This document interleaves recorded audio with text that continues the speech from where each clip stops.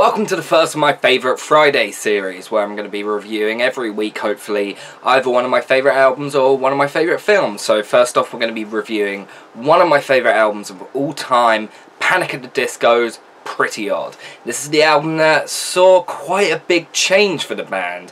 The band's first album, A Fever You Can't Sweat Out, was predominantly pop punk, emo pop, that sort of thing. Very similar to bands at the time like Paramore and Fall Out Boy. And I thought it was really good. It had elements of techno in it as well, which definitely made it stand out above the rest of the other bands at that time who were doing very, very similar things. So I think that's an album that still holds up to this day. Has some really killer tracks on it. Songs like Lying is the most fun a girl can have without taking her clothes off, but it's better if you do, and of course I Write Sins Not Tragedies, probably the band's most recognisable song. It's a great album, I definitely would recommend it, but for me Pretty Odd is the far superior album. It's the first time in the band's discography where we actually kind of see more from the rest of the band, and it's the only time in the band's discography that you really see the entire band shine through.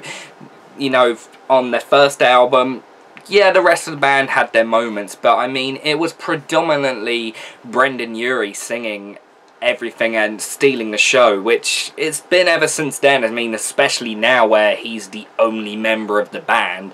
But Pretty Odd actually saw the rest of the band kind of shine through a lot more. The rest of the band have a lot of backing vocals on there, and Ryan Ross, who I believe was the guitarist or the bassist or one of them, I probably should have researched that before this review, he actually sings a lot on this album. The song Behind the Sea is the first and only track from the band that he actually sings to himself and does all the vocals on, and I really like that track, and I think he does a great job on the track. The song's full of a lot of aquatic references, and it's one of the songs on the album that I think has the most amount of imagery placed in its lyrics. And the bridge of the song actually kind of reminds me of some of the more novelty tracks that the Beatles did, songs like Yellow Submarine, just in the way that everyone comes together and sings in the large kind of cheerful way. It definitely reminds me a lot of the chorus to Yellow Submarine. And there's also the song Mad as Rabbits, where Brendon Urie and Ryan Ross sing together for not the first time on the album that they sing together, but it's the first time that they actually share lead vocal duties. Their dynamic reminds me a lot of Paul McCartney and John Lennon from the Beatles, the way they fire back and forth in a lot of their songs, which I'm pretty much 100% sure was the intended goal with it. That track, which is the closing track, and it's kind of weird for me to talk about the closing track on the album this early into the video, but for me I thought it was the perfect way to end the album. Really, really epic. Everything like just crashes, and it just sounds great, and it has some of the most poetic and also some of the more complicated lyrics on the album. Like, there is a lot of verses in this track, and it's one of the longer tracks on the album too. So we've talked about the end of the album, but let's go back to the beginning of the album, because that's probably where we should start this video off, the beginning of the actual album. The first track on the album is called We're So Starving, and I think it is a fantastic intro. It tells you exactly what to expect from the album and sums up all the instrumentation and sounds that the album has in just one short 1.5 minute track. The lyrics on the track actually say, basically, yeah, we're very different to what we were on the last album, but at our core, we're still Panic at the Disco, and I think that kind of reassurance is definitely, although a kind of weird way to begin the album, it's definitely very, very fitting and well done. This song then leads into the biggest song on the album, the one that had the most chart success, and is considered to be one of Panic at the Disco's more successful songs. In fact, it's actually the only one they still perform live. It is 9 in the Afternoon, which personally is my favourite Panic at the Disco song, and honestly I think I'd put it in like my top 10 favourite songs of all time. It's the most upbeat and fun song on the album, and whenever I listen to it I feel the need to just belt out the lyrics, because I don't know, it just fills me with such joy. It's a song that I can listen to if I'm in a really bad mood, and it will always cheer me up, it will always make me happy and just upbeat and everything. The instrumentation on those songs is some of the best on the entire album. It's very, very developed, but at the same time quite simple. Just that there's the one piano note that plays pretty much throughout the entire track, which, yeah, is very simple, but I don't know, it just adds something to the song. And all the strings, the orchestral parts as well, just make the song sound huge. The song is about how they're adapting to fame and the joy of going back into the studio and writing new songs which they haven't done in a long time. And yeah, I think that is a very simple thing to write about. In fact, a lot of the lyrics on this album they sound poetic, but at the core they're very simple, literally just about them now being famous, now being a big rock band. But personally, I think they do it well, and the way they wrote it in this song, it sounds very poetic and it really can be interpreted any way. Like, some people may listen to it and think, oh, it's a love song, and there was a lot of rumours that it was about drugs, and yeah, you can listen to the song and interpret it either of those ways. This then leads into She's a Handsome Woman, which is one of the more rock-centric tracks on the album. It's one of the only ones that doesn't have loads of orchestral parts, and it's just pretty much predominantly guitars, bass, piano and drums. The track kind of has this mysterious dark quality to it, but at the same time it has the bright and upbeat sound that the rest of the album has. The guitar riff on this track is really, really good and really memorable. In fact, most of the guitar riffs on this album are as well. The mixing on this track also reminds me a lot of the way some of the Beatles albums were mixed. It's always been very controversial how they had the stereo mixes where certain instruments would be panned hard left and hard right, and a lot of people complained about that because things like all the vocals would be on the left or all the drums would be on the right, and people complained about that. But I personally have always liked the way they were mixed, and this song, as well as the whole album, actually has elements of that in how things are panned, and it's just a small little touch, but I really, really love how they did it. Do You Know What I'm Seeing is one of the more bright and upbeat tracks on the album. It starts off with this beautiful slide guitar and this bright guitar slash ukulele. I'm not really sure what it is, but it just gives this very, very bright sound. The lyrics are mystical and almost nursery rhyme-esque at times, which actually is done through a lot of this album. A lot of the lyrics are very nursery rhyme, almost fairy tale-esque at times as well. The bridge uses minor chords, which actually do mix up the track a little bit. I can't really explain it, but it sounds a lot darker than the rest of the track.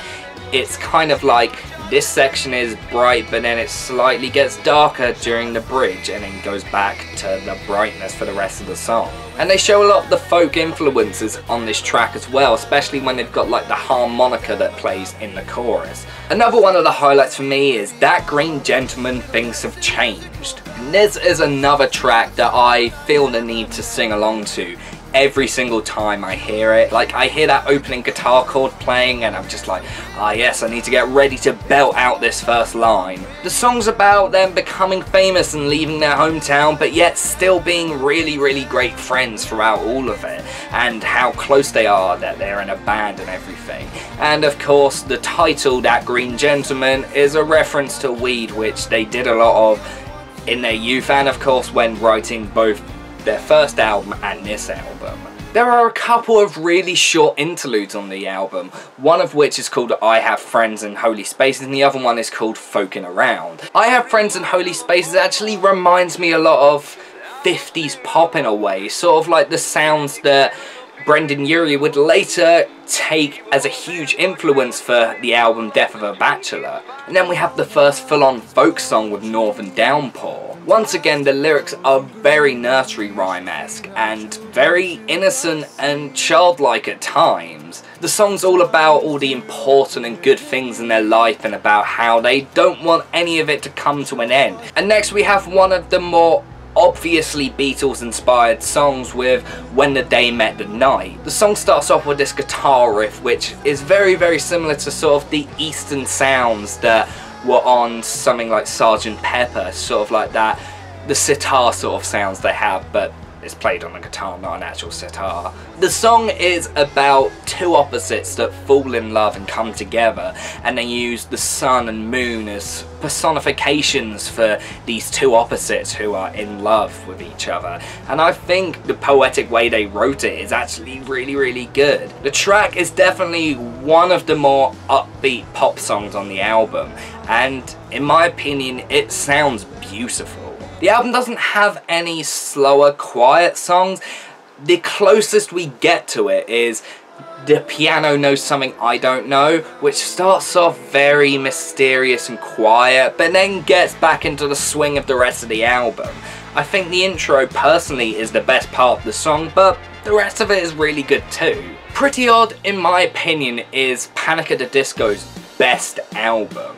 They take elements of psychedelic pop and folk music and blend it together to create this really fucking good, like, culmination of all the greatest sounds of some of the 60s albums that are so influential today. Albums like Sgt. Pepper by the Beatles and Pet Sounds by the Beach Boys. The lyrics are all very mystical and fairy tale-esque, and it gives off this very bright and childlike sensibility throughout the entire album. The instrumentation as well is really, really fantastic. Every single riff is incredibly memorable, and the orchestral sounds that they play are just absolutely beautiful, and it fleshes out each track. In fact, the orchestral parts were actually recorded in Abbey Road Studios, of course the famous studios where the Beatles recorded, I'm pretty sure, all of their albums. And I love how on this album they actually let the band stand out a lot more, like having Ryan Ross sing on a couple of the songs,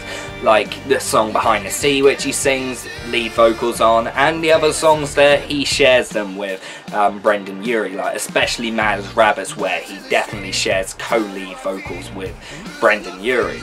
And I love how the rest of the band also sing backing vocals. It really makes the album feel like an album made by a band instead of an album made by a solo artist, like it basically has been for the last like 2 or 3 Panic! At the Disco albums.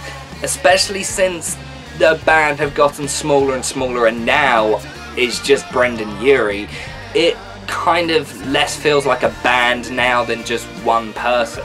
So I really love the way on this album every single band member stands out and shines, sort of like how the Beatles used to do it. Every single band member has their own personality which shines through on the instrument they play. And as a whole, I think this is some of the most well-crafted, well-written and beautiful sounding songs Panic! At the Disco have ever done. And that's why I consider it to be one of my favourite albums of all time. Thanks for watching this review of Pretty Odd. Did you listen to the album? If so, what did you think of it? Put it down in the comments below. And thanks for watching, and I'll see you next time. And I feel pretty.